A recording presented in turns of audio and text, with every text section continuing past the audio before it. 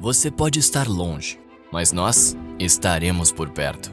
Temos um time que joga no seu time, que te entende de verdade, que não mede esforços para realizar, para trazer as melhores soluções construtivas para você. E usa tecnologia global para impulsionar o empreendedorismo no Brasil. Porque com a gente é mão na massa. Juntos, a gente faz acontecer. Lafayette, 50 anos de inovação.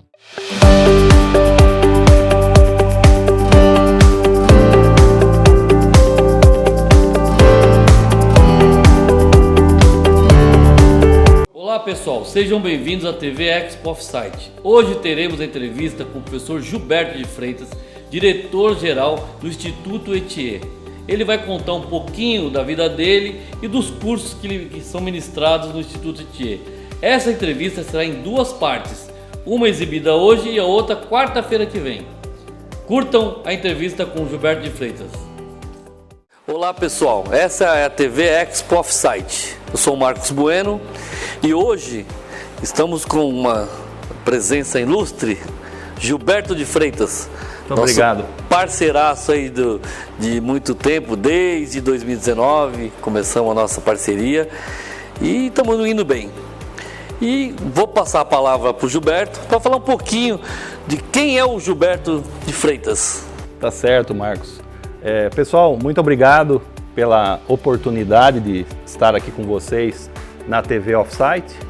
O Marcos Bueno já é um amigo aí que a vida construiu, né, a vida profissional. Como ele disse, em 2019 eu tive a oportunidade de estar na Expo falando sobre construção modular. Então lá em 2019 nós fizemos uma atividade durante a Expo já abordando a construção modular, que se tornou agora um assunto da moda, né? O assunto da onda. Os profissionais de construção civil, os técnicos, tecnólogos, engenheiros, arquitetos, eles estão aí bastante interessados com esse processo construtivo que algumas empresas de tecnologia no Brasil têm adotado com sucesso e isso tem despertado o interesse de muita gente. Eu, Marcos, sou engenheiro civil, atuo no mercado há 30 anos e nos últimos 20 anos eu passei a me interessar por sistemas construtivos que não eram tão tradicionais aqui no Brasil. Então passei a me interessar por light wood frame, light steel frame, trabalhei um período importante com cross laminate timber, tivemos aí o prazer de poder introduzir esse sistema construtivo no Brasil.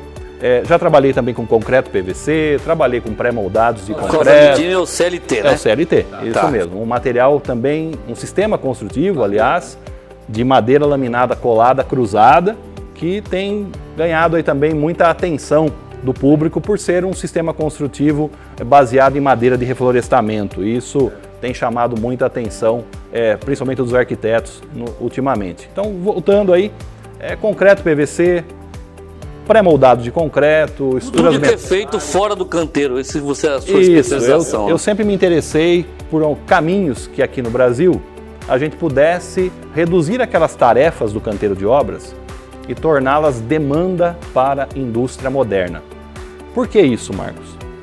Porque aquelas pessoas que se envolvem com a produção de edificações, vamos falar assim, de uma maneira geral, né? Não as grandes empresas. As grandes empresas têm uma condição econômica distinta. Mas o profissional de engenharia civil e arquitetura, o técnico, que lida no dia a dia, ele sabe muito bem que o canteiro de obras, ele não oferece as condições necessárias para você ter uma produtividade... Não é um ambiente controlado. Isso. Não vai ter lá uma tecnologia, né, embarcada no canteiro capaz de fazer o canteiro de obras atingir a alta produtividade. E estudos feitos por instituições muito sérias, internacionais, já têm feito comparações da produtividade brasileira com outros países industrializados. E a nossa posição quanto a isso, ela é bastante difícil. Por quê? Tudo demonstra que na produtividade a gente continua estagnado. Como que a gente percebe isso? É muito simples. Se você pegar um pedreiro e um ajudante e ele for fazer hoje 1 metro quadrado de alvenaria, o que ele está fazendo de tão mais rápido do que 20 anos atrás? Nada. A produtividade é a mesma. Para fazer lá o chapisco, o emboço, o reboco, praticamente a produtividade ficou parada. Um bom exemplo disso é a agricultura, né? A agricultura hoje está no topo da tecnologia 4.0. Foi aí um bom exemplo, Marcos. Então, quando a gente pegar e voltar um pouco na história brasileira, lá nos anos 80, a gente tinha alguns setores da economia brasileira que estavam em situação semelhante à da construção civil. O setor da pesca, o setor da agricultura e o setor da construção civil. Se a gente pegar dos anos 80 em diante, a nossa agricultura ela foi dando saltos de tecnologia. Muito. E hoje a nossa agricultura é reconhecida no mundo Referência, né? como referência em diversos itens que compõem aí a cadeia de alimentação básica que o mundo precisa. Então a gente se tornou muito relevante no cenário internacional. O campo andou muito mais do que a cidade, né? Deu um salto tecnológico. Foi, parou mesmo, a construção civil está parada. A gente precisa fazer esse salto ocorrer na construção civil. É isso que a industrialização da construção civil... É uma estratégia, é aquilo que eu passei a defender. Sim. Né? Praticamente nos últimos 10 anos, então eu venho trabalhando esse assunto de fomentar tecnologias e de incentivar os processos industriais. E diante disso que você está contando, foi aí que surgiu o ETIE, então? Sim. Conta um pouquinho mais do que é o ETIE hoje para o mercado da indústria brasileiro, da construção civil. Marcos, quando as coisas não estão saindo muito a contento, eles costumam ter uma postura de reclamar, de criticar. Isso não está errado, mas a gente que já tem um pouco de cabelo branco sabe que isso não basta. A gente tem que arregaçar as mangas e, de preferência, sair da retórica e buscar um caminho prático. Isso não é muito fácil, mas é necessário.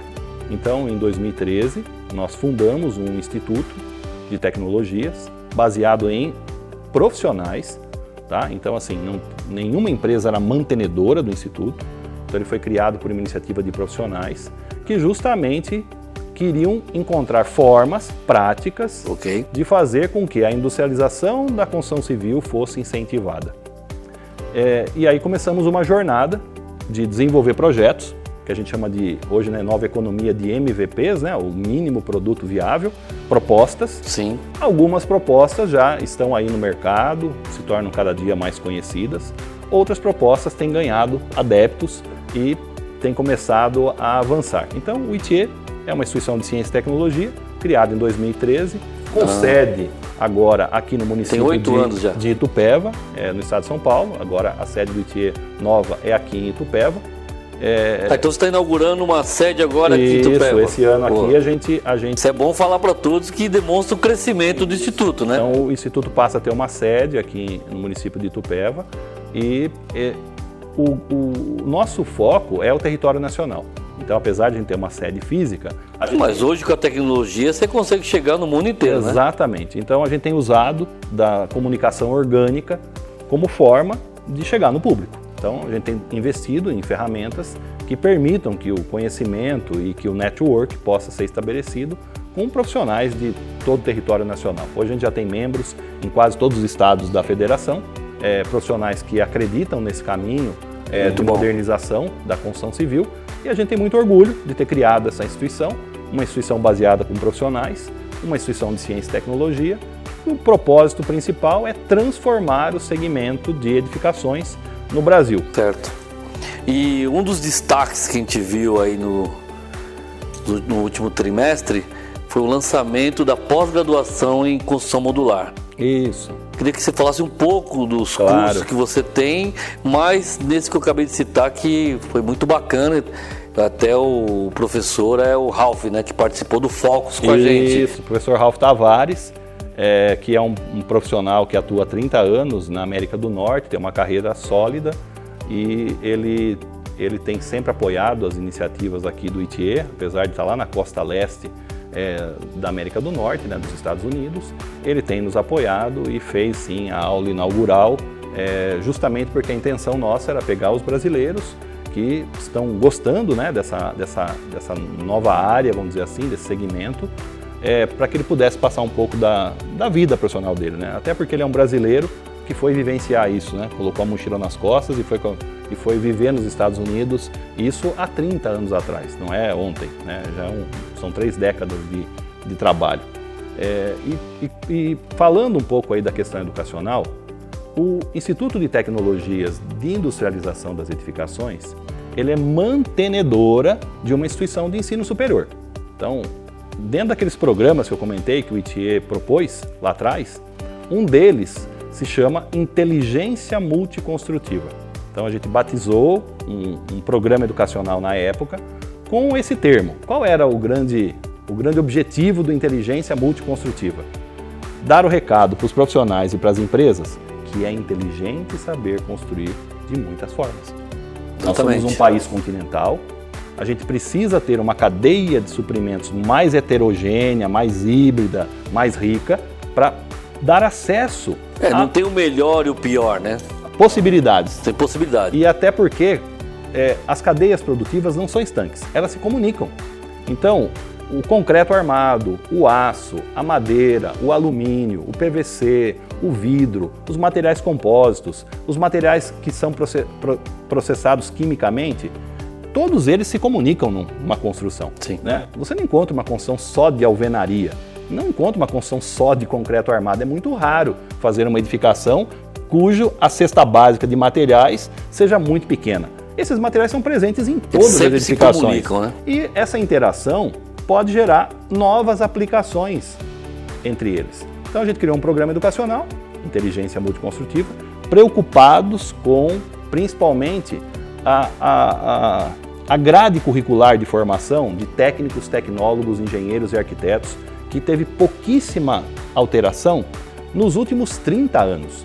Sim. Então, preocupados com isso, nós começamos a desenvolver conteúdos, a trazer profissionais do mercado para nos ajudar nesses cursos e tivemos sucesso com essa iniciativa.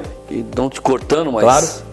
E quais são os cursos, as especializações que o ITIE tem hoje? Nós iniciamos, Marcos, a primeira iniciativa nossa foi colocar uma pós-graduação em projeto e construção de edificações nos sistemas construtivos Light Steel Frame e Light Wood Frame. Sim. A gente lançou isso em 2018 e hoje nós estamos chegando já na formação da 3ª edição dessa pós-graduação pioneira na América Latina. Uhum. E por que nós escolhemos, então, para iniciar, com o Light Steel Frame e o Light Wood Frame?